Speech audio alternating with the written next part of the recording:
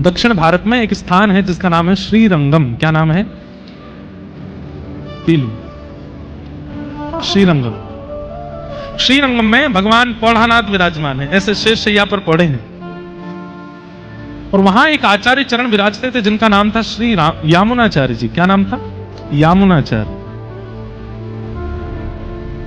और दक्षिण में एक स्थान है कांचीपुरम, वहां कांचीपुरम में विराजमान थे श्री रामानुजाचार्य। तो व्यास मंच पर भागवत जी के नीचे आप लोग तिलक का दर्शन कर रहे हो, ये रामानुजाचार्य जी का तिलक। तो रामानुजाचार्य जी के मन में आया कि मैं यामुनाचार्य जी से दीक्षा ले लूं। और उसी समय यामुनाचार्य जी के मन में आया कि अब मैं वृद्ध हो गया हूं, मेरे बाद इस गद्दी पर बैठने का अधिकारी कांचीपुरम में विराजमान रामानुजाचार्य है, क्यों ना मैं उनको बुला करके गद्दी पर बिठा दूं।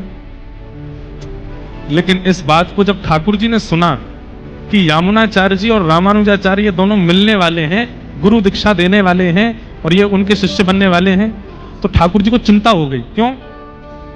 बोले भैया अगर ये दोनों आचार्य मिल गए तो पूरी पृथ्वी का कल्याण करके उद्धार करके सबको वैकुंठ पहुंचा देंगे, और फिर पृथ्वी पर कोई बचेगा नहीं जन्म लेने के लिए। ये पृथ्वी केवल समुद्र और पेड़ पौधों से ही घूमती रहेगी अकेली, इस पर मानव तो बचेंगे ही नहीं। और केवल मानव नहीं, ये जीवात्माओं का भी कल्याण कर देंगे, ये पशु पक्षियों का कल्याण कर देंगे, क्योंकि दोनों में भक्ति की ऐसी स्थिति है, ये जहां जाएंगे वहां कल्याण करते चले जाएंगे। और अगर ये दोनों मिल गए, पूरे विश्व का कल्याण हो गया, तो फिर धरती कैसे चलेगी? इसलिए ठाकुर जी ने विचार किया इन दोनों का मिलन होना नहीं चाहिए। सोचो, ठाकुर जी कह रहे हैं ये दो भक्त मिल ना जाएं, क्योंकि ये दोनों मिल गए तो पूरी पृथ्वी का वैकुंठ गमन करा देंगे, सबका कल्याण कर देंगे। तो यामुनाचार्य जी गए, ठाकुर जी पौढ़ानाथ रंगनाथ भगवान के पास जाकर के बोले, भगवान आपने मुझे स्मरण किया।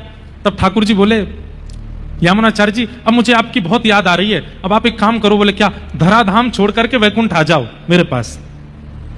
तो यामुनाचार्य जी बोले, भगवान अभी मेरे को रोग लगा है, रोग ठीक हो जाए, बिल्कुल स्वस्थ हो जाए, फिर मैं वैकुंठ आ जाऊंगा। वो नहीं, अब मुझसे रहा नहीं जा रहा, अब तुम जल्दी आओ मेरे पास।